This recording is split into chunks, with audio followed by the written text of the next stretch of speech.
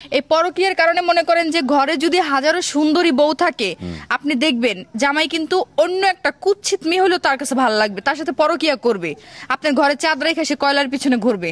এটা দেখে আসলে দুই দিন আমি পুরো ধরতে গেলে ছিলাম, মানে ঘুমাইছিলাম। হিরো আলমের স্ত্রী রিয়ামণি এবং ডান্সার ম্যাক্সবি কক্সবাজারের আবাসিক হোটেলে কট খাওয়াকে কেন্দ্র করে বোমবাস্টিং মন্তব্য করলেন ভাইরাল নায়িকা নিশি খান। আসলে এক হাতে কখনো তালি বাজে না।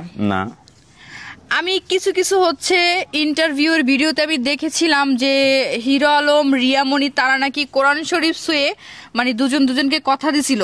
হিরো আলম নাকি বলছে যে ইতির সাথে কোনোদিন আর ভিডিও করবে না, দেখা সাক্ষাৎ করবে না। তো রিয়ামণি নাকি বলছিল যে ম্যাক্সবির সাথে সে কখনো কাজ করবে না, দেখা করবে না। দুজনকে কোরআন শরীফ ছুঁয়ে কথা দিছে। তো সেক্ষেত্রে আমি দেখলাম হিরো আলম ভাইয়া ইতির সাথে কন্টিনিউ ভিডিও করে যেতেছে, এটা রিয়া মেনে নিতে পারেনি। কারণ রিয়ার জায়গায় যদি আমি থাকতাম, আমার জামাইকে যদি আমি বলতাম যে অমুক মেয়ের সাথে তুমি ভিডিও বানাবা না, সে যদি আমার ওয়াদা ভঙ্গ করতো, তাহলে অবশ্যই আমি আমার ওয়াদা ভঙ্গ করতাম। এটাই হয়েছে। আচ্ছা, এই যে রিয়ামণি ম্যাক্সবি কক্সবাজারে হোটেলে কট খাইছে, জনগণের কাছে হাতে নাতে ধরা খাইছে, মানে এটা নিয়ে আসলে আপনার কি মন্তব্য? এটা দেখে আসলে দুই দিন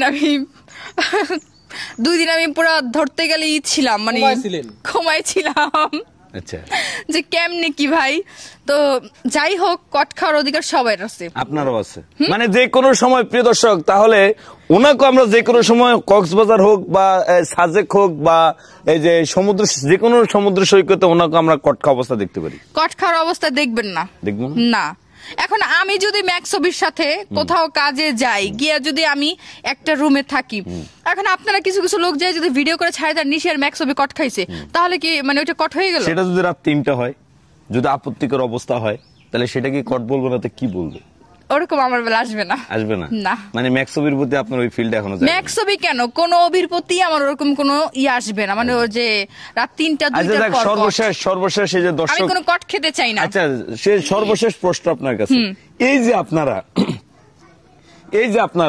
এই যে সোশ্যাল মিডিয়াকে ব্যবহার করে এই যেই পরিমাণ রিউমার ছড়ান, হ্যাঁ, যেই পরিমাণ বিতর্কিত জিনিস মিডিয়াতে ছড়ান, এই যে ধরেন এর বউ ওরে নিয়ে যায়, ওর বউ এরে নিয়ে যায়, এ ওর সাথে থাকে, বিয়ে ছাড়া, বিয়ে করে আগ্রাম বাগ্রাম, এই যে জিনিসটা, এটা কি আসলে একজন শিল্পিত্ব হতে পারে?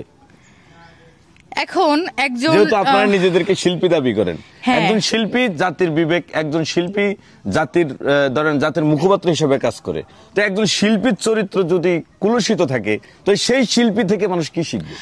ভাইয়া, শুধু তো শিল্পী বলতে কোনো কথা নয় যে হ্যাঁ মিডিয়াতে যারা কাজ করে তারাই এরকম কাজ করে যে অমুকের জামাই নিয়ে যায়, তমুকের বউ নিয়ে যায়। এটা শুধু মিডিয়া পার্সন করে না, আপনি দেখবেন মিডিয়ার আড়ালে যারা আছে তারাও কিন্তু দেখবেন ভাবির সাথে দেবরে পরকীয়া করে, অনেকে কিন্তু করে এরকম, বন্ধুর বউকে নিয়ে বন্ধু ভাইকে যেতেছে, এরকম হয় না, অ্যাভেলেবেল হইতেছে।